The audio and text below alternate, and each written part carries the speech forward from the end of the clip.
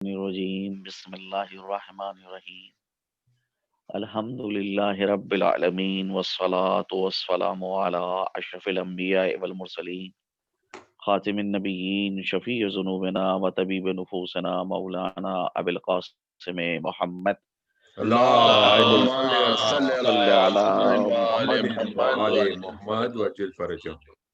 وآلہ الطیبین الطاہرین ولعنۃ اللہ علی اعدائہ مجمعین من الان الی قیام یوم الدین اما بعد وقد قال الله تبارك وتعالى في كتابه المبين وهو أصدق الصادقين وقوله الحق بسم الله الرحمن الرحيم إنا أنزلناه في ليلة القدر وما أدراك ما ليلة القدر ليلة القدر خير من ألف الشهر تنزل الملائكة والروح فيها بإذن ربهم من كل أمر سلام هي حتى مطلع الفجر صلوات بھیجے محمد اللهم صل اللهم على صل على سيدنا محمد محمد وآل وعلى محمد محمد وعجل وعجل فرجهم. فرجهم.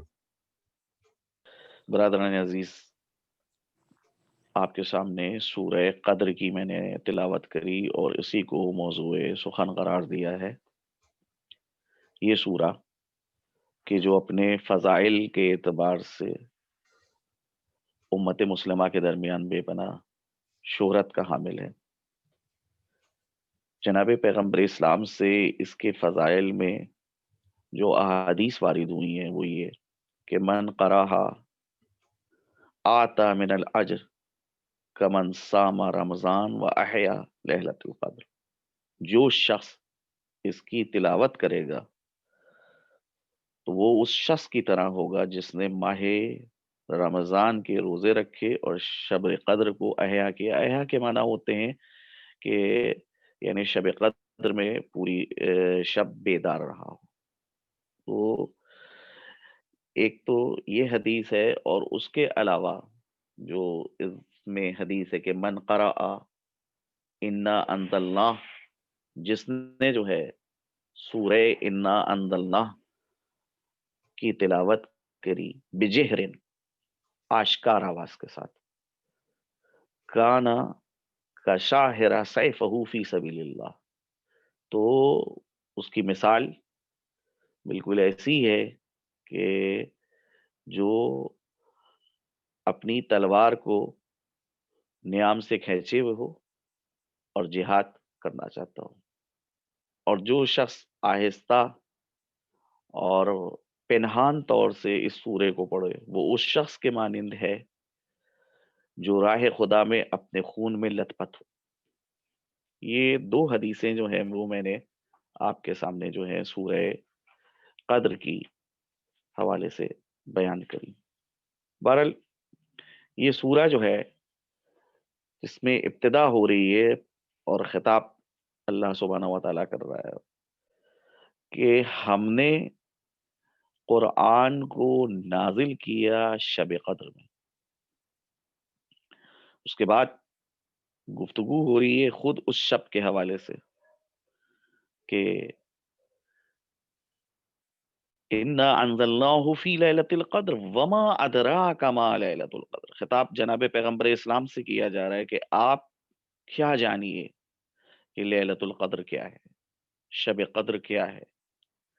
لیلۃ القدر خیر من الف الشہر، شب قدر 1000 مہینوں کی راتوں سے بہتر رات ہے۔ تنزل الملائکۃ، یہ وہ شب ہے کہ جب ملائکہ نازل ہوتے ہیں، والروح، اور روح کا نزول ہوتا ہے۔ تو یہ سورہ کہ جس کے اندر اللہ سبحانہ و تعالی نے شب قدر کی اہمیت کو بیان کیا ہے اور نزول قرآن کے حوالے سے گفتگو کی، اس کے علاوہ یہ بتایا کہ بھئی پوری رات ملائکہ کا نزول ہوتا ہے، اور یہ ملائکہ جو مقدرات ہیں ان کو جو ہے وہ لے کے نازل ہوتے ہیں، امر الہی کو لے کے نازل ہوتے ہیں، اور پوری رات خیر و برکت اور سلامتی کے ساتھ جو ہے وہ گزرتی رہتی ہے، یہاں تک کہ صبح جو ہے وہ نمایاں ہوتی ہے۔ روایت میں ہے کہ جناب پیغمبر اسلام نے فرمایا کہ بنی اسرائیل میں ایک شخص نے لباس جنگ زیب تن کیا تھا اور 1000 ماہ تک اسے نہ اتارا، یعنی 1000 مہینوں تک اس کو جو ہے اس جنگی لباس کو وہ پہنے رہا کہ جس وقت بھی جہاد پیش آ جائے تو وہ اس جہاد فی سبیل اللہ کے لیے جو ہے آمادہ ہے۔ پیغمبر اسلام نے جب اس بات کو اپنے اصحاب کے درمیان نقل کیا تو پیغمبر کے اصحاب اور انصار تعجب کرتے ہیں اور آرزو کرتے ہیں کہ اے کاش اس قسم کی فضیلت اور افتخار انہیں بھی میسر آ جائے۔ تو آیت میں گویا کہ یہ آیتیں نازل ہوئیں اور بیان کیا گیا کہ تمہارے پاس جو ہے اس سے بہتر جو ہے اللہ نے چیز عطا کی ہے، کہ تم کو ایک شب دی ہے کہ جس ایک شب کو اللہ نے 1000 مہینوں سے بہتر قرار دیا ہے۔ یعنی تم اگر اس فضیلت کو حاصل کرنا چاہو تو تم کو 1000 مہینوں تک کے یہ جد و جہد نہیں کرنا ہے، خود ایک شب کے اندر تم ان کمالات کو حاصل کر سکتے ہو۔ تم کو اللہ نے یہ انعام دیا ہے کہ تمہارے لیے یہ ایک شب 1000 مہینوں سے بہتر ہے۔ دوسری ایک حدیث میں آیا ہے کہ پیغمبر اسلام نے بنی اسرائیل کے 4 افراد کا ذکر کیا جنہوں نے 80 سال بغیر معصیت کے خدا کی عبادت کی، کیونکہ 1000 مہینوں کا اگر حساب لگایا جائے تو 1000 مہینے چاند کے اعتبار سے، قمری مہینوں کے اعتبار سے 80 سال قرار پاتے ہیں۔ پیغمبر اسلام یہ فرما رہے ہیں کہ جناب موسیٰ کی قوم جو بنی اسرائیل ہے اس کے اندر ایسے 4 لوگ تھے کہ جن لوگوں نے اللہ کی عبادت کری 80 سال تک اور بغیر معصیت کے انہیں نے اللہ کی عبادت کی۔ اصحاب نے آرزو کی کاش وہ بھی اس قسم کی توفیق حاصل کرتے، تو اس سلسلے میں یہ آیات نازل ہوئی کہ تم 80 سال کی امید کر رہے ہو کہ تم بھی کو بھی 80 سال کی زندگی ملتی اور 80 سال تک کہ تم اللہ کی عبادت کرتے اور بغیر معصیت اور بغیر گناہ کے جو ہے وہ 80 سال کو گزارتے۔ تم کو اللہ نے ایک شب دی ہے تحفے کے طور کے اوپر، اس ایک شب کے اندر اگر تم اللہ کی عبادت کرو تو تم کو وہ ساری چیزیں حاصل ہو سکتی ہیں کہ جو 80 سال میں ان 4 افراد کو حاصل ہوں۔ تو یہاں کے اوپر اگر اس سورے کے مضامین کے متعلق غور کیا جائے کہ ابتدا جو ہو رہی ہے تو اس میں نزول قرآن کا تذکرہ کیا جا رہا ہے کہ قرآن نازل ہوا ہے لیلۃ القدر میں، اور اب جب یہ نزول کا مسئلہ آ رہا ہے کہ قرآن کو اللہ نے شب قدر میں نازل کیا، دوسری طرف ہم جب تاریخی اعتبار سے دیکھتے ہیں تو یہ نظر آتا ہے کہ پیغمبر اسلام کی بعثت کا جو زمانہ ہے، بعثت اور وصال کا زمانہ، اس کو مجموعی طور کے اوپر اگر حساب کریں تو کل 23 سال کا زمانہ ہے۔ اس 23 سال کے عرصے میں قرآن جو ہے وہ گاہ بگاہ نازل ہوا۔ جب کوئی خاص واقعہ رونما ہونے والا ہوتا تو اس وقت جو ہے قرآن کی کچھ آیتیں نازل ہو جاتی تھی، کوئی خاص موقع ہے اس موقع کے اوپر قرآن کا کوئی ایک سورہ نازل ہو گیا۔ یہاں اس سورے کے اندر بتایا جا رہا ہے کہ قرآن جو ہے وہ لیلۃ القدر میں نازل ہوا۔ تو جو علوم قرآن کے ماہرین ہیں، علماء، ان کا یہ نظریہ ہے، اور وہ بہرحال جو ہے اس نظریے کی تائید بھی قرآن سے ہوتی ہے کہ قرآن کا نزول 2 مرتبہ ہے۔ ایک مرتبہ پورا قرآن قلب پیغمبر کے اوپر ایک شب میں یعنی شب قدر میں نازل ہوا ہے، اور پھر دوسرا جو نزول ہے وہ نزول تدریجی ہے۔ ایک نزول دفعی ہے اور ایک نزول تدریجی ہے. دفعی یعنی ایک ساتھ پورا قرآن نازل ہوا، اور تدریجی نزول یہ ہے کہ آہستہ آہستہ قرآن جو ہے وہ نازل ہوا. تو اب ذرا آہستہ آہستہ جو نزول قرآن ہے، اس میں مسئلہ یہ ہے کہ جیسا موقع تھا، جس اعتبار سے واقعہ پیش آیا، اس اعتبار سے قرآن کی وہ آیات نازل ہوئیں اور صورتیں نازل ہوئیں. چنانچہ خود سورہ طٰہٰ کے اندر جو یہ آیہ کریمہ ہے کہ جس میں جناب پیغمبر اسلام کو پابند بنایا گیا تھا، اللہ نے پابند کیا ہے کہ وَلَا تَعْجَلْ بِالْقُرْآنِ حِينَمَا يُغْضَ وَحْيُهُ، آپ جو ہے قرآن کو پڑھنے میں جلدی نہ کریں. یعنی آپ تو پہلے سے باخبر ہیں کہ اب کون سی آیتیں نازل ہوں گی، اب کون سے سورے نازل ہوں گی، لہذا آپ پبلک کے سامنے، عوام کے سامنے جو ہے اس کا اظہار مت کریں. آپ جو ہے خاموش رہیں یہاں تک کہ آپ کے اوپر وحی نازل ہو اور وہ سورے نازل ہوں. تو نزول قرآن جو ہے وہ 2 مرتبہ ہوا ہے. ایک بار لیلۃ القدر میں نازل ہوا ہے، شب قدر میں نازل ہوا ہے پورا قرآن، اور دوسری مرتبہ جو ہے وہ 23 سال کے عرصے میں نازل ہوا ہے. تو وہ ایک شب کہ جس شب میں قرآن کا نزول ہوا ہے، وہ شب انتہائی بابرکت شب ہے. دیکھیے ایک چیز جو ہے ہم کو اور آپ کو سمجھنا ہوگی کہ کوئی بھی دنیا کے اندر جو ہے چیز اگر واقع ہوتی ہے تو اس چیز کے واقع ہونے کے لیے وقت کی بھی ضرورت ہے اور جگہ کی بھی ضرورت ہے.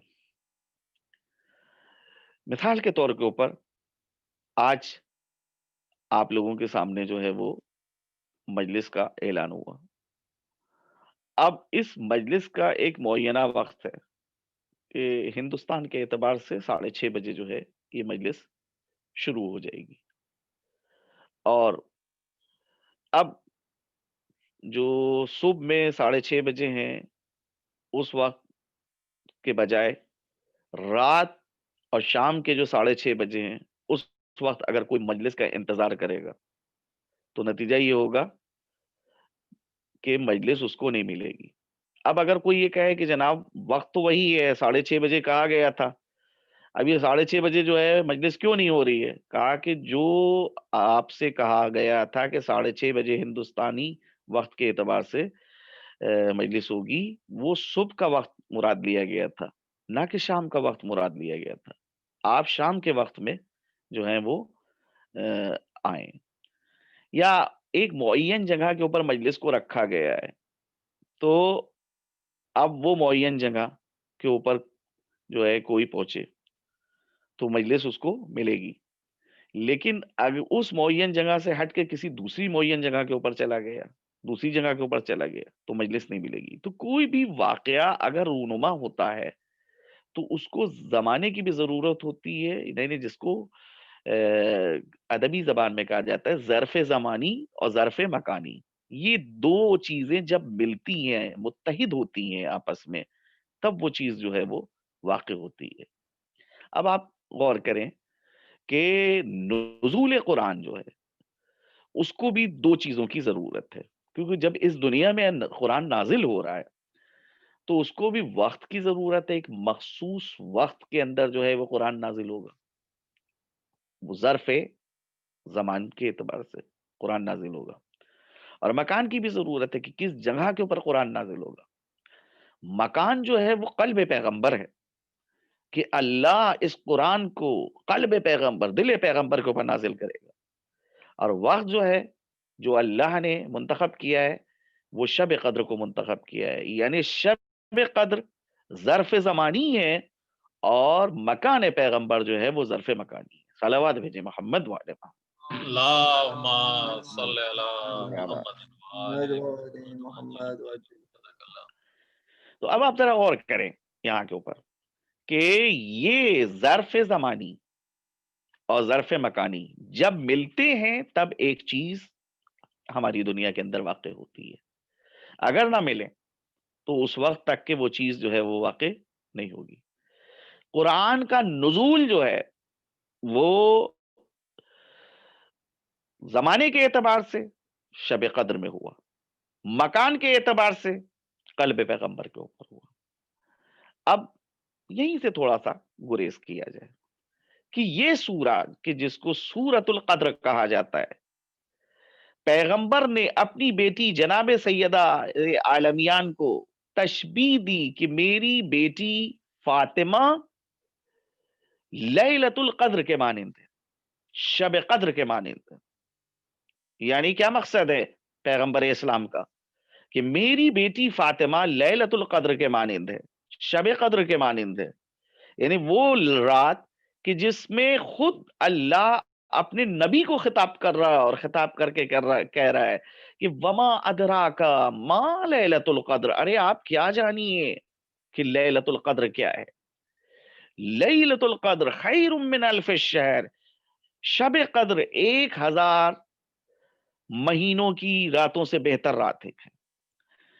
یہاں جناب سیدہ کو پیغمبر اسلام نے کہا ہے کہ یہ میری بیٹی فاطمہ لیلۃ القدر کے مانند ہے. یعنی جس طرح سے عام افراد شب قدر کو نہیں جانتے، بلکہ عام افراد کیوں، جہاں خود ذات پیغمبر کو خطاب کیا جا رہا ہے کہ عظمت اس شب کی کیا ہے کہ جس سے آپ بھی واقف نہیں ہیں. جب سورہ نازل ہوا ہے تب آپ کو پتا چلا ہے کہ اس کی کیا عظمت ہے.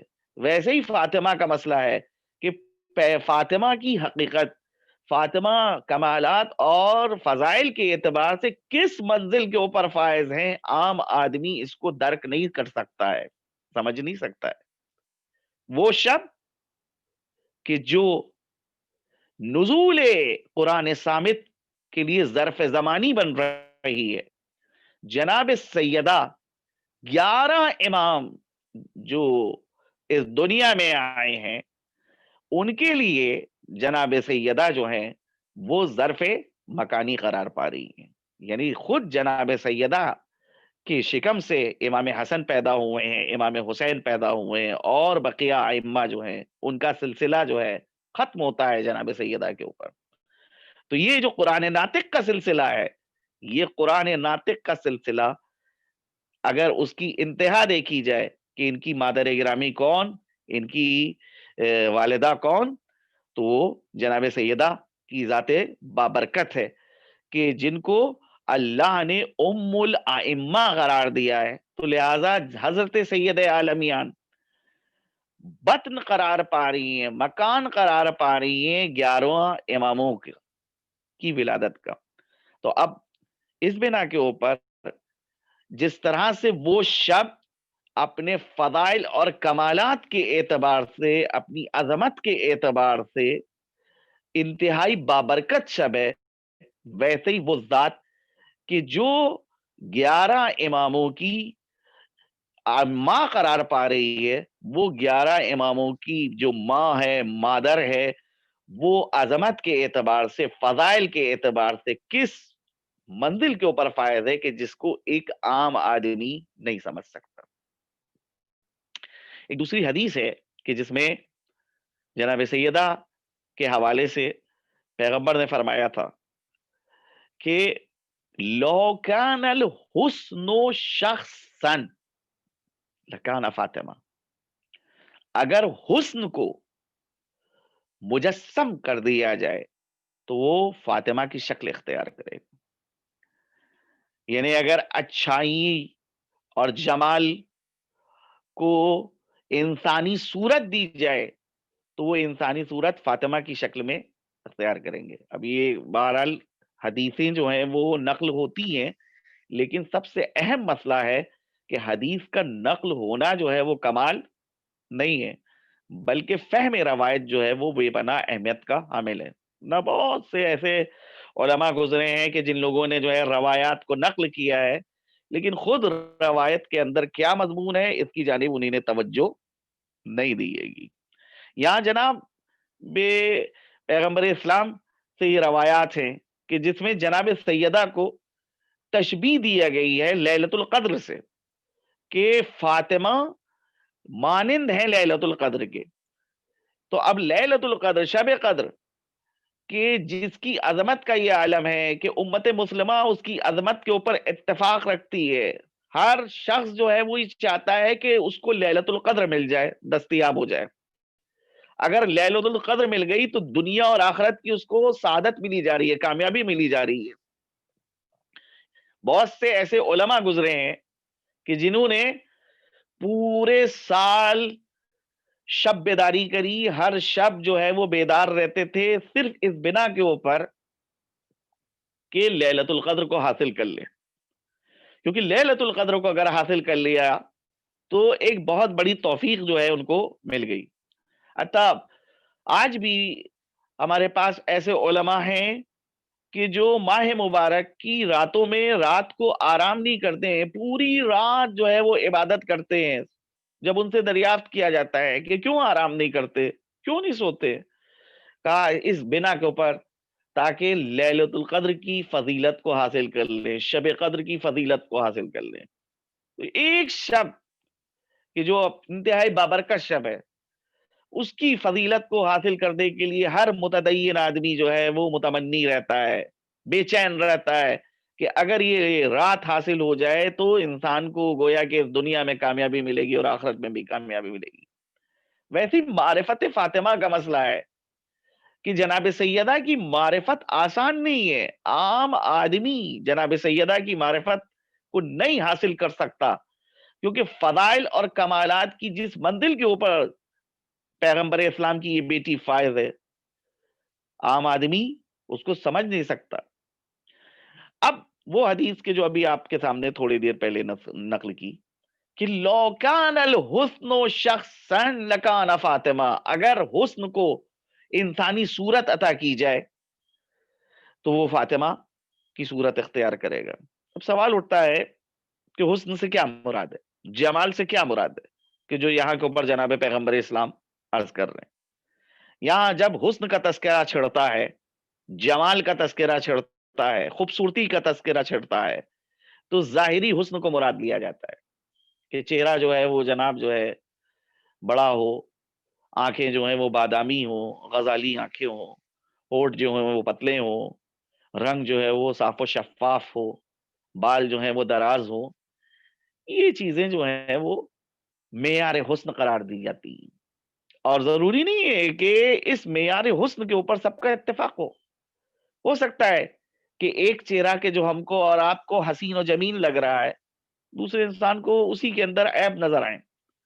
بالکل حسن ظاہری کا مسئلہ یہ ہے کہ یہ مسئلہ ربط رکھتا ہے انسان کے ذوق سے، اور انسان کا ذوق بہرحال جو ہے وہ مختلف ہوتا ہے. سارے انسانوں کے ذوق ایک جیسے نہیں ہوتے ہیں. دسترخوان آپ کے گھر میں بچھایا جاتا ہے، کھانا اس کے اوپر آمادہ کیا جاتا ہے، تو جو جتنے بھی کھانے رکھے جاتے ہیں اور جو اس دسترخوان کے اوپر بیٹھے ہوئے ہیں، ہر شخص جو ہے ہر کھانے کو رغبت سے نہیں کھاتا ہے. بعض چیزیں ہیں کہ جو بعض لوگ پسند کرتے ہیں. آپ جو ہیں فرض کیجئے کہ کباب آپ کو پسند ہے، اور دوسرا ہے کہ اس کو قورمہ پسند ہے، کباب نہیں پسند ہے. ایک صاحب ہے کہ جن کو بریانی پسند ہے. تو ہر ایک کا ذوق الگ ہے. تو جس کا ذوق الگ ہے اور جو ایک خاص ذوق رکھتا ہے، وہ اپنے ذوق کو کسی دوسرے کے اوپر تھوپ نہیں سکتا. آپ کو ایک رنگ پسند ہے، سفید رنگ پسند ہے، ان کو جو ہے وہ سبز رنگ پسند ہے، ہرا رنگ پسند ہے، تیسرے کو ایک جو ہے سیاہ رنگ پسند ہے. تو یہ ذوقی مسئلہ ہے. یہ جو ذوقی مسئلہ ہے، اس میں ہم جو اس چیز کو پسند کرتے ہیں ضروری نہیں ہے کہ مد مقابل بھی جو ہے وہ اس چیز کو پسند کرے. تو اب حسن کا مسئلہ اور جمال کا مسئلہ ہے کہ ایک چہرہ ہم کو اچھا لگ رہا ہے تو جو ایشیا کے انسانوں کو اچھا لگ رہا ہے ضروری نہیں ہے کہ افریقہ کے رہنے والے بھی جو ہے اس چہرے کو پسند کریں. اور جو افریقہ کے اندر جو ہے چہرہ اچھا سمجھا جاتا ہے ضروری نہیں ہے کہ چائنا والے جو ہیں اس کو جو ہے اچھا سمجھیں. ہر ملک اور ہر سرزمین کے اندر حسن کے جو معیار بیان کیے گئے ہیں، جمال جو بیان کیا گیا ہے، وہ ایک الگ انداز ہے. اس کے اندر نسبیت پائی جاتی ہے، سب کا اتفاق نہیں ہے. تو کیا جناب پیغمبر اسلام اس حدیث کے اندر یہ بتانا چاہتے ہیں، حسن ظاہری کو بتانا چاہتے ہیں کہ ظاہری خوبصورتی، ظاہری جمال، ظاہری حسن اگر یہ جمع ہو اور انسانی شکل اختیار کرے تو یہ کون سی شکل اختیار کرے گا؟ تو میری بیٹی فاطمہ کی شکل اختیار کرے گا، یہ مراد ہے جناب پیغمبر اسلام کی؟ اگر یہ مراد ہے تو بارگاہ رسالت میں عرض کر سکتا ہوں کہ یا رسول اللہ، آج دنیا کے اندر، بلکہ آج نہیں بلکہ ہمیشہ سے دنیا کے اندر حسن کا کوئی معیار معین نہیں ہے جس کے اوپر عقلائے عالم اتفاق نہیں رکھتے ہیں. جمال فانی جو ہے اس کے اوپر لوگ متفق نہیں ہیں. اگر یہ آپ نے مراد لیا ہے تو اس میں تو بڑی دشواری ہوگی. تو پھر یہاں کے اوپر کون سے جمال اور کون سے حسن کو جناب سیدہ کے لیے آپ نے قصد کیا ہے؟ تو عجب نہیں جناب پیغمبر اسلام کا یہ جواب ہو کہ یہاں پر حسن ظاہری کو نہیں مراد لیا گیا ہے. یہ حسن ظاہری تو وہ حسن ہے کہ جو فنا ہو جاتا ہے، ختم ہو جاتا ہے. یہ حسن ظاہری وہ حسن ہے کہ جس کے اوپر عقلائے عالم اتفاق نہیں رکھتے ہیں، بلکہ میں نے وہ حسن مراد لیا ہے، وہ جمال مراد لیا ہے کہ جس جمال کے اوپر، جس حسن کے اوپر عقلائے عالم کا اتفاق ہوتا ہے. کسی بھی سرزمین کے اوپر چلے جائیں، کسی بھی زمانے میں ہم ہوں، ہر جگہ ہر زمانے کے اندر جو ہے اس حسن کو تسلیم کیا جاتا ہے، اس جمال کو تسلیم کیا جاتا ہے. تو وہ کون سا جمال ہے، وہ کون سا حسن ہے کہ جس کے اوپر نہ زمانہ اثر انداز کرتا ہے، نہ مکان اثر انداز کرتا ہے؟ ہم ایشیا کے ہیں، وہاں کے اوپر بھی اس جمال اور حسن کو تسلیم کیا جا رہا ہے. آپ امریکہ کے اندر بیٹھے ہیں، وہاں کے اوپر بھی اس حسن اور جمال کو تسلیم کیا جا رہا ہے. ایک شخص افریقہ میں بیٹھا ہوا ہے، وہ بھی جو ہے اس حسن اور جمال کو تسلیم کر رہا ہے. تو سوال یہ اٹھتا ہے کہ وہ کون سا حسن ہے، وہ کون سا جمال ہے کہ جو ذات فاطمہ کے اندر جمع ہوا ہے؟ وہ جمال جمال باطنی، وہ جمال جمال معنوی، وہ حسن حسن معنوی، وہ حسن ظاہری حسن نہیں ہے. یعنی وہ حسن ہے کہ جس سے انسان کی شخصیت تشکیل پاتی ہے. کون سے حسن ہے؟ وہ باطنی حسن، وہ صفات باطنی کہ جس سے انسان کی شخصیت جو ہے اس کے اندر استوار پیدا ہوتا ہے. اب آپ سوچیں، حسن پیدا ہوتا ہے، جمال ظاہر ہوتا ہے، یعنی وہ چیزیں کہ جو ظاہری ہوتی ہیں انسان تھوڑی سی دیر کے لیے ان سے متاثر ہوتا ہے. ایک چہرہ آپ دیکھیے کہ آپ نے ایک چہرے کے اوپر نگاہ کری، بڑا پرکشش چہرہ ہے، بڑا ہی لاجواب چہرہ ہے، نظریں جو ہیں وہاں سے ہٹ نہیں رہی ہیں، آپ جو ہیں وہ محظوظ ہو رہے ہیں. لیکن جیسے ہی اس شخصیت نے گفتگو شروع کی، زبان کھولی، اب آپ کو تھوڑی دیر کے بعد جو ہے وہ احساس ہوا کہ میں تو ان کو کیا سمجھتا تھا، یہ کیا نکلے. بھئی زبان کا مسئلہ یہ ہے کہ جناب امیر فرماتے ہیں تکلموا لکی تعرفوا، بات کرو تاکہ پہچانے جاؤ. دوسری جگہ دوسری حدیث میں کہ الانسان مخبوء تحت لسانہ، انسان جو ہے وہ اپنی زبان کے نیچے چھپا ہوا ہوتا ہے. جب تک کہ انسان زبان نہیں کھولتا ہے اس وقت تک کہ اس کی باطنی شخصیت ظاہر نہیں ہوتی ہے. جب انسان زبان کھولتا ہے اس وقت جو ہے اس کی باطنی شخصیت جو ہے وہ ظاہر ہوتی ہے. ایک حسین اور جمیل چہرہ کہ جو آپ کو بڑا متاثر کر رہا تھا، جب تک کہ وہ خاموش تھا انسان اس وقت تک کہ آپ متاثر رہے. لیکن جیسے ہی اس نے گفتگو شروع کی اور بات کرنا شروع کی، وہاں کے اوپر پھر آپ نے جو اپنے ذہن کے اندر اس کا ایک خاکہ آمادہ کر رکھا تھا، ایک عمارت تعمیر کر رکھی تھی، وہ عمارت جو ہے عقیدت کی عمارت منہدم ہو گئی کہ ہم تو ان کو کیا سمجھتے تھے، یہ کیا نکلے. تو معلوم ہوا کہ جو باطنی شخصیت ہے، جو باطنی اوصاف ہیں، وہ اصل میں انسان کا حقیقی حسن اور حقیقی جمال شمار ہوتے ہیں.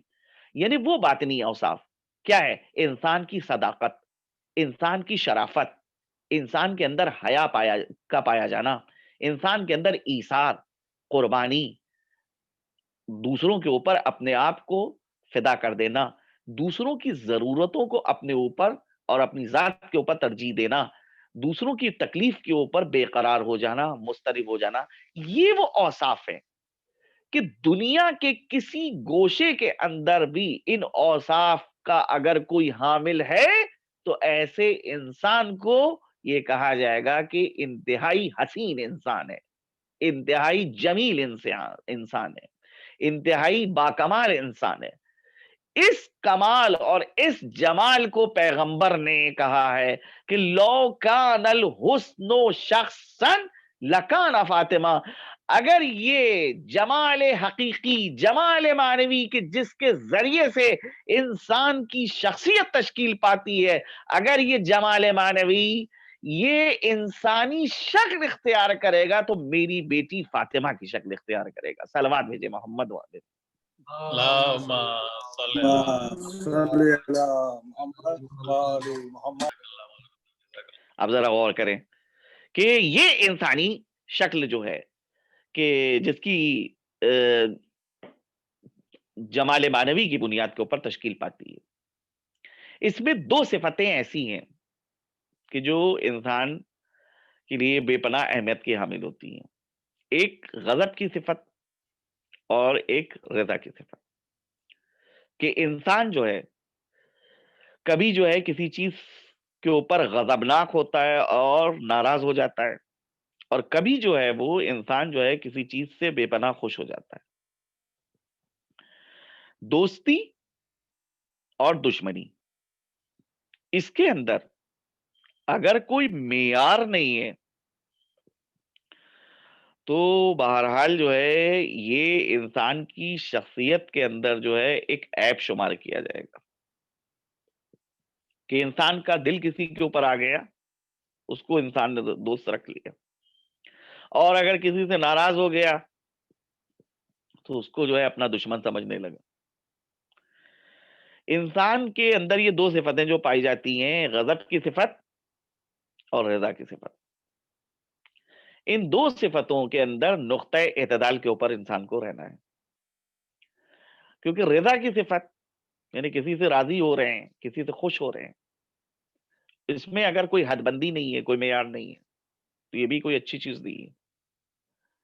اور غضب کی صفت کے اندر بھی بڑی اہمیت کا حامل ہوتا ہے۔ اچھا، پھر یہ مسئلہ یہ ہوتا ہے کہ یہ اگر غضب اور رضا کو اگر آپ دیکھیں تو صرف انسانی کے اندر یہ غضب اور رضب نہیں پایا جاتا ہے، بلکہ غضب اور رضا جو ہے وہ جانوروں کے اندر بھی جو ہے وہ پایا جاتا ہے۔ جانور بھی جو ہیں وہ کسی سے خوش رہتے ہیں تو اس کی جانب بڑھتے ہیں، اور اگر کسی سے ناراض رہتے ہیں تو اس کو دیکھ کے جو ہے وہ دور بھاگتے ہیں۔ تو یہ صفت صرف تنہا انسانی میں یہ نہیں پائی جاتی ہے بلکہ جانوروں کے اندر بھی یہ صفت پائی جاتی ہے۔ اور اگر آگے بڑھیں، دائرے کو اور وسیع کریں کہ غضب اور رضا کی صفت اور کس کس کے اندر پائی جاتی ہے، دیکھا نظر یہ آتا ہے کہ جانوروں ہی کے اندر نہیں بلکہ پیڑوں پودوں کے اندر بھی جو ہے غضب اور رضا کی صفت پائی جاتی ہے۔ درخت، پیڑ، پودے ہر چیز کو قبول نہیں کرتے اور ہر چیز کو رد بھی نہیں کرتے، جس کو قبول کرتے وہ ان کے وجود کے اوپر پھر اثر انداز ہوتا ہے، اور پھر اس کے آثار نمایاں ہوتے ہیں کہ سرسبز ہے درخت اور شاداب، لیکن جس سے جو ہے وہ دور بھاگتے ہیں، نہیں چاہتے کہ وہ ان کے وجود سے نزدیک ہو، اور اگر اس کو نزدیک کر دیا جائے تو اس کے پھر آثار درختوں کے اوپر ظاہر ہو جاتے ہیں کہ درخت فوراً خشک ہو جاتا ہے، سوکھ جاتا ہے۔ تو درخت کا یہ سوکھنا یہ غضب کے آثار ہیں، اور درخت کا سرسبز اور شاداب ہونا، ہرا بھرا ہونا، یہ رضا کا ایک پہلو ہے۔ تو بات کہاں سے چل رہی ہے کہ ایک غضب کا پہلو پایا جاتا ہے، ایک رضا کا پہلو پایا جاتا ہے۔ انسان کے پاس کوئی ایسا معیار ہے کہ انسان اپنے غضب اور اپنی رضا کے حوالے سے اس کسوٹی کے اوپر اپنی شخصیت کو پرکھے اور جانچے اور یہ فیصلہ کرے کہ ہاں وہ کس حد تک کے جو ہے راضی رہتا ہے اور کس حد تک غضبناک رہتا ہے۔ ایک کسوٹی ہوتی ہے، ایک چیز ہے کہ جس کو کسوٹی کہا جاتا ہے، اور عربی میں اس کو محک کہا جاتا ہے۔ اس کسوٹی اور محک کے اوپر سونے کی متعلق معلوم کیا جا سکتا ہے کہ کتنا سونا ہے اور کتنی اس کے اندر ملاوٹ ہے. بھئی 18 کیرٹ کا سونا ہے اور بقیہ ملاوٹ ہے، 20 کیرٹ کا سونا ہے بقیہ ملاوٹ ہے. تو یہ کسوٹی، یہ معیار، یہ تشخیص دے دیتا ہے کہ کتنا خالص سونا ہے اور کتنی اس کے اندر ملاوٹ ہے. ایسی کوئی کسوٹی اور ایسا کوئی معیار کیا ہمارے پاس ہے کہ جس پر ہم اپنی شخصیت کو رکھ کے پرکھیں کہ دن کے کتنے حصے میں ہم انسان رہتے ہیں اور دن کے کتنے حصے میں ہم جانور بن جاتے ہیں؟ کیونکہ جب انسان کے اندر غصہ پیدا ہوتا ہے، غضب پیدا ہوتا ہے، ناراضگی پیدا ہوتی ہے، تو انسان بعضی اوقات دائرے انسانیت سے باہر چلا جاتا ہے. تو ایسی کوئی کسوٹی ہے، ایسا کوئی معیار ہے جس کسوٹی اور معیار کے اوپر ہم اپنی شخصیت کو رکھ کے پرکھیں اور جانچیں کہ 24 گھنٹے میں ہم کتنا انسان رہتے ہیں اور کتنے جو ہیں حیوان بن جاتے ہیں؟ کیونکہ حدیث کے اندر آیا ہے کہ الغضب نوع من الجنون، غصہ پاگل پنے کی ایک علامت ہے. لِأَنَّهُ صَاحِبُهُ سَيَنْدِمُ، اس لیے کہ غصہ کرنے والا جو ہے وہ نادم ہوتا ہے، پشیمان ہوتا ہے. تو اب جب غصہ آتا ہے تو وہ انسان جو ہے پھر سوچنے سمجھنے کی صلاحیتوں کو خیربات کر دیتا ہے، دور کر دیتا ہے، اور پھر وہ سوچنے کے لیے کوئی چیز آمادہ نہیں. اسی طرح سے رضا کا جو پہلو ہے کہ کسی سے خوش ہے، تمہارا اس کو نواز رہے ہیں، اس کو جو ہے تحفے دے رہے ہیں. اب سوال یہ اٹھتا ہے کہ اس میں نقطہ اعتدال کیا ہے؟ اللہ نے جناب موسیٰ سے کہا کہ اے موسیٰ یہ بتاؤ کہ تم میرے لیے کیا کام کرتے ہو. جناب موسیٰ کلیم خدا ہیں، بارگاہ خداوندی میں عرض کرتے ہیں کہ پروردگارہ میں تیرے لیے نماز پڑھتا ہوں، تیرے لیے روزہ رکھتا ہوں، تیرے لیے زکوٰۃ ادا کرتا ہوں. اللہ جواب میں کہتا ہے اے موسیٰ ان میں سے کوئی کام تم میرے لیے نہیں کرتے. اگر تم نماز پڑھتے ہو تو اس نماز کے ذریعے سے تم اپنی بندگی کا اظہار کرتے ہو. اگر تم روزہ رکھتے ہو تو اس روزے کے ذریعے سے اپنے نفس کو پاک و پاکیزہ کرتے ہو. اگر تم زکوٰۃ دیتے ہو تو اس زکوٰۃ کے ذریعے سے تم اپنے مال کو پاک کرتے ہو. یہ بتاؤ میرے لیے کیا کرتے ہو؟ کلیم خدا بارگاہ خداوندی میں گنگ ہیں، کیا کہیں؟ کہتے پروردگارہ اب تو ہی بتا کہ کیا کام مجھ کو انجام دینا چاہیے کہ جو صرف اور صرف تیرے لیے ہو، تیرے علاوہ کسی کے لیے نہ ہو. وہاں کے اوپر اللہ نے خطاب کیا اور کہا اے موسیٰ الحب للہ والبغض للہ، اللہ کی خاطر لوگوں کو دوست رکھو اور اللہ کی خاطر جو ہے لوگوں کو دشمن بنو. یہ صفت کہ اللہ کی خاطر ہم کسی کو دوست رکھیں گے اور اللہ کی خاطر ہم کسی کو دشمن بنائیں گے. غضب اور رضا کا جو پہلو ہے انسانی شخصیت جس سے تشکیل پاتی ہے اس کو کنٹرول کرتا ہے. اب آئیے اس ساری گفتگو کی روشنی میں جناب سیدہ کے حوالے سے تطبیق کیے جائیں ان مفاہیم کو. تو وہاں پیغمبر نے فرمایا کہ فاطمہ تو بضعۃ منی، فاطمہ میرا ٹکڑا ہے. من اغبظہا اغبظنی، جس نے فاطمہ کو ناراض کیا اس نے مجھے ناراض کیا. اس کے بعد ایک دوسری حدیث ہے کہ جس میں حضرت فرماتے ہیں کہ ان اللہ یرضا لرضا فاطمہ ویغضب لغضب فاطمہ، اللہ راضی ہوتا ہے فاطمہ کی رضا سے اور اللہ غضبناک ہوتا ہے فاطمہ کے غضب سے. اللہ ناراض ہوتا ہے اگر فاطمہ کسی سے ناراض ہو جائے. آپ سوچئے کہ یہ بڑی جو ہے معمولی بات ہے کہ ہم اللہ سے راضی ہو جائیں اور اللہ ہم سے راضی ہو جائے. یہ اگر یہ شرف حاصل ہو جائے کسی انسان کو کہ اللہ اس سے راضی ہو جائے تو یہ بہت بڑا شرف ہے. لیکن کردار کے اعتبار سے، کمالات کے اعتبار سے کیا کوئی ایسا انسان ہے کہ اس کی رضا رضا الہی قرار پائے، اس کا غضب غضب الہی قرار پائے؟ اگر دنیا کے اندر ایسا کوئی انسان مل رہا ہے تو اس کے معنی یہ ہے کہ وہ انسان ہے کہ جو عام انسانوں سے بالکل الگ ہے. اس کی رضا کے اندر خود اس کی ذات نہیں شامل ہوگی، اس کا نفس نہیں شامل ہوگا، اس کے غضب کے اندر بھی خود اس کی کوئی ذاتی خواہش نہیں ہوگی. جہاں کے اوپر اللہ جو ہے جس سے راضی ہے اس سے وہ راضی ہو رہا ہے، جہاں پر اللہ کسی سے ناراض ہے اس سے وہ ناراض ہو رہا ہے. اگر ایک انسان اپنے کو ذات پروردگار کے سامنے اس طرح سے فنا کر رہا ہے کہ اللہ کی ذات اور اس کی صفات کا وہ آئینہ بنا جا رہا ہے، تمام صفات الہیہ کو اگر دیکھا جائے تو اس کی ذات میں نظر آ رہے ہیں، تو یہ ایسا انسان اس مرحلے کے اوپر پہنچ جاتا ہے کہ پھر اس کی رضا رضا الہی قرار پاتی ہے اور اس کا غضب غضب الہی قرار پاتا ہے. اب ذرا غور کرنے کا مسئلہ ہے کہ اللہ کے رسول نے اپنی بیٹی کے لیے فرمایا کہ میری بیٹی فاطمہ وہ ہے کہ جس کی رضا رضا الہی، جس کا غضب غضب الہی. یعنی فاطمہ کس منزل کے اوپر کمالات کے فائز ہیں کہ جس کو عام انسان درک کرنے سے قاصر ہے. اگر فاطمہ کسی سے راضی ہے تو اس کے معنی یہ ہے کہ اس سے پھر خدا راضی ہے، اور فاطمہ اگر کسی سے ناراض ہے تو اس کے معنی یہ ہے کہ پھر خدا اس سے ناراض ہے. آج دنیا کسی کے بھی نام کے ساتھ چاہے آسانی کے ساتھ لکھ سکتی ہے کہ اللہ اس سے راضی ہو. ارے یہ بعد میں دیکھیے گا جا کے کہ اللہ اس سے راضی ہو، پہلے یہ دیکھیے کہ اللہ کے رسول کی بیٹی کیا اس سے راضی ہے؟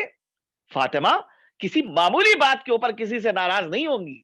اگر فاطمہ ناراض ہو رہی ہیں تو اس بنا کے اوپر ناراض ہوتی ہے کہ فلاں شخصیت جو ہے ایسی شخصیت تھی کہ جو قانون الہی کو نافذ نہیں ہونے دے رہی تھی. وہ شخصیت وہ ہے کہ جو قانون الہی کی دشمن ہے، حکومت الہیہ کی دشمن ہے.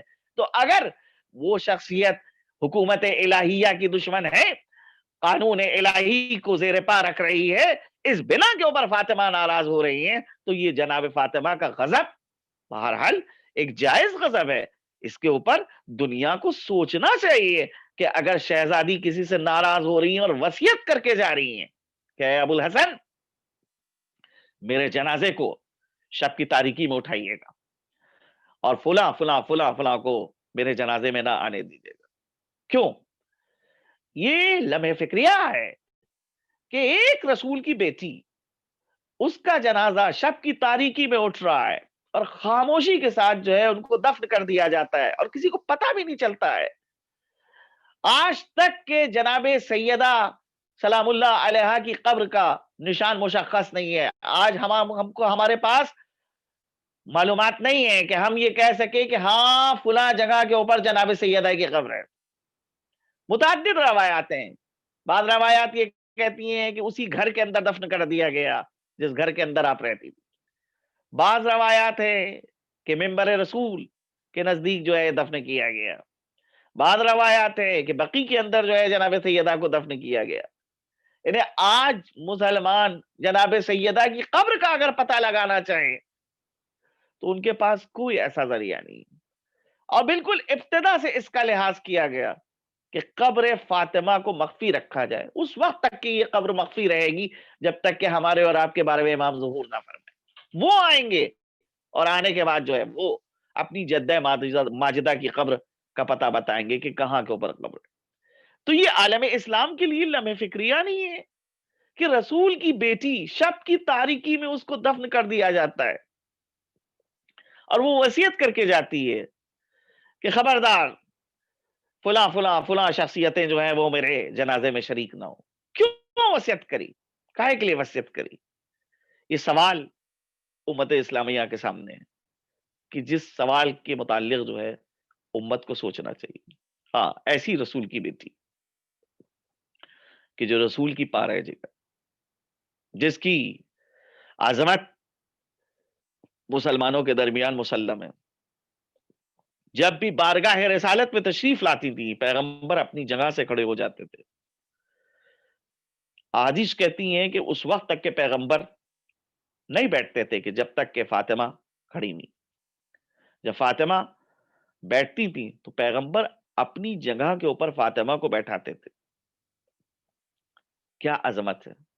ہاں وہ رسول کی بیٹی جب دنیا سے رخصت ہو رہی ہے تو اتنی زیادہ مشکلات اور مصائب کا سامنا کیا ہے کہ مرثیہ پڑھتی ہوئی دنیا سے رخصت ہوئی کہ سبت علی المصائب لو انہا سبت علی الایام سرنا لیالی.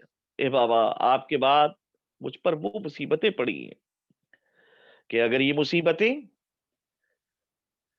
دنوں کے اوپر پڑتی تو وہ شب میں تبدیل ہو جاتے, اگر پہاڑوں پر پڑتی تو پہاڑ اپنی جگہ چھوڑ دیتے. وہ رسول کی بیٹی کہ جو امت اسلامیہ کے اتحاد کو عزیز رکھتی تھی, جس نے اسلام کی بقا کا جو انتظام کیا ہے قیامت تک کے اسلام محفوظ ہو گئے. ہاں وہی رسول کی شہیدی بیٹی جب دنیا سے رخصت ہو رہی تھی تو جناب امیر کو بلایا اور چند وصیتیں کری. ان وصیتوں کے اندر یہ کہا کہ اے علی آپ مجھے شب کی تاریکی میں غسل دیجیے گا, شب کی تاریکی میں مجھ کو کفن پہنائیے گا اور شب کی تاریکی میں مجھے دفن کیجیے گا. وصیتیں تو جناب سیدہ کی بہت اور بھی ہیں. اس کے بعد کہا کہ دیکھیے میرے گزرنے کے بعد آپ کو بہرحال اور اس گھر کو ایک عورت کی ضرورت ہوگی, تو میری آپ سے گزارش ہے کہ میری رشتے کی جو بھانجی ہے امامہ اس سے آپ نکاح کیجئے گا, اس سے آپ جو ہے عقد کیجئے گا, کیونکہ وہ میرے بچوں کا زیادہ خیال رکھے گی. امامہ جناب زینب کی بیٹی ہے اور زینب رسول اللہ کے گھر میں ان کی پرورش ہوئی تھی. حضرت ختیجہ کی بہن حضرت حالہ کی بیٹی ہیں زینب, لیکن حضرت حالہ کا انتقال ہو گیا تھا تو لہذا جناب ختیجہ نے ان کی پرورش کری تھی. اس بنا کے اوپر لوگ یہ خیال کرتے تھے اور سمجھتے تھے کہ زینب جو ہے رسول کی بیٹی ہے. جس کے گھر میں پرورش ہوتی ہے اس کے گھر میں جو ہے کے اعتبار سے منسوب کر دیا جاتا ہے.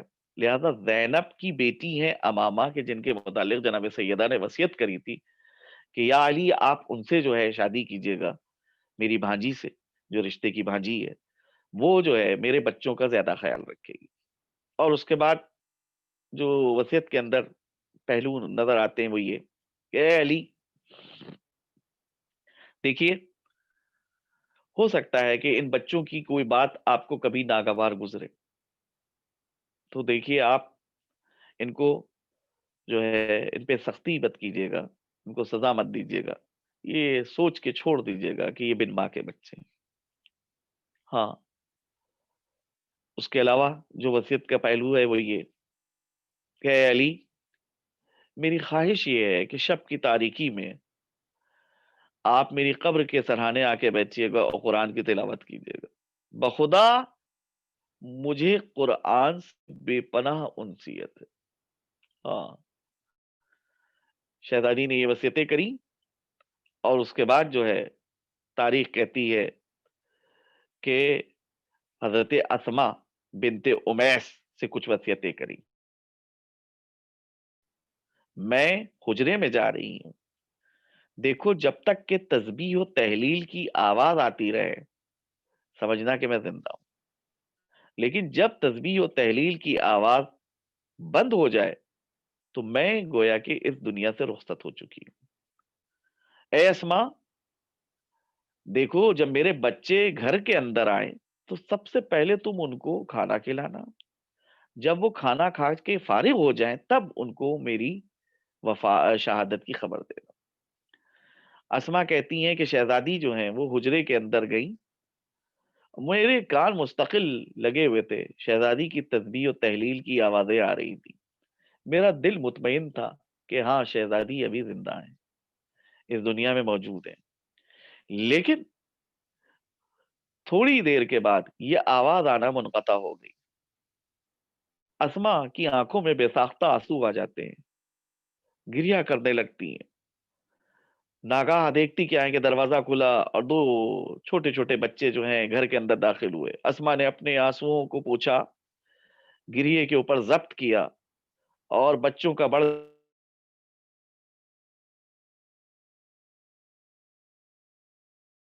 کہا, بچوں پہلے کھانا کھا لو. بچے حیرت سے اسما کی جانب نگاہ کرتے ہیں, کہتے ہیں اسما کیا تم نے کبھی دیکھا ہے کہ ہم بغیر اپنی ماں کے کھانا کھاتے ہیں؟ میری مادر گرامی کہاں ہے, ان کو بلاؤ.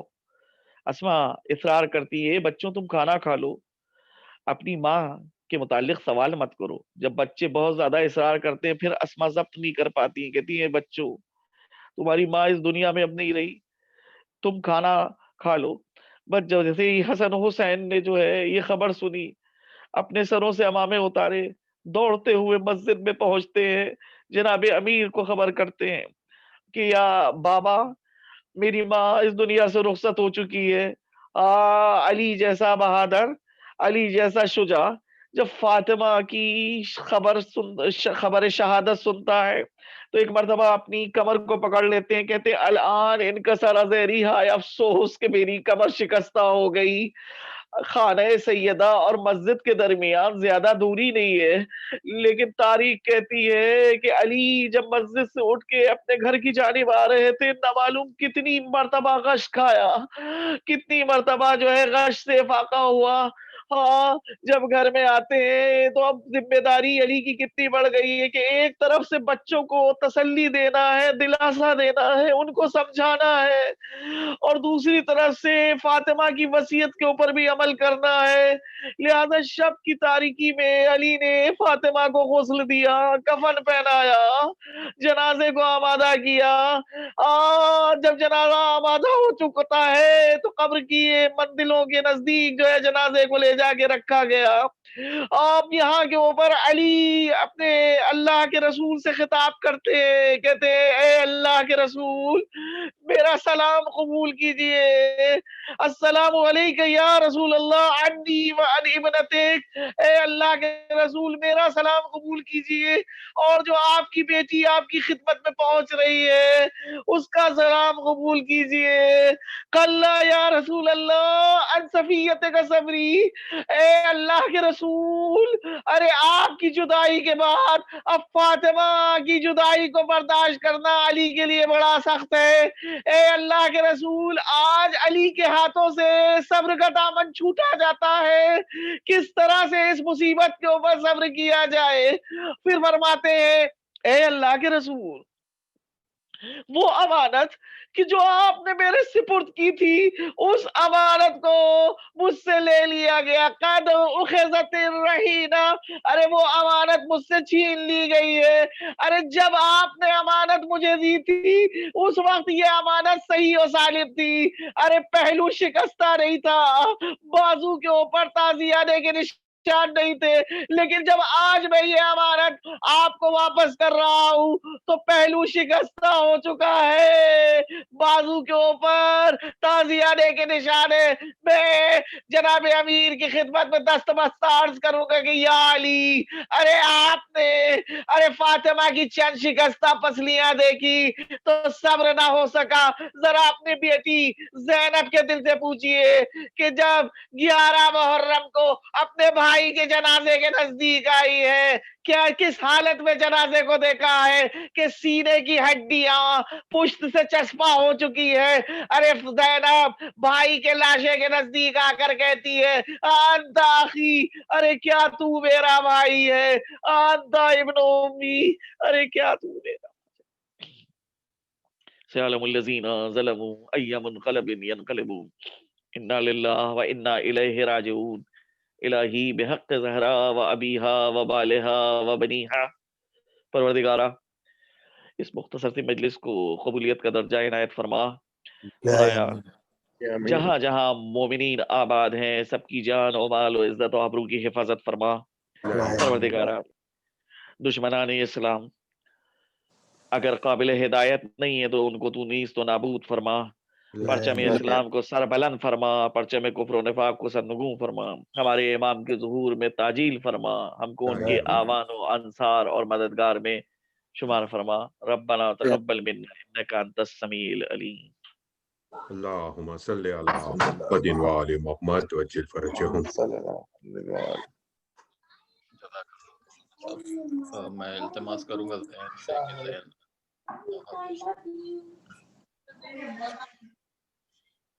ذہن ذہن یا حسین یا حسین یا یا حسین یا حسین یا حسین اے فاطمہ زہرا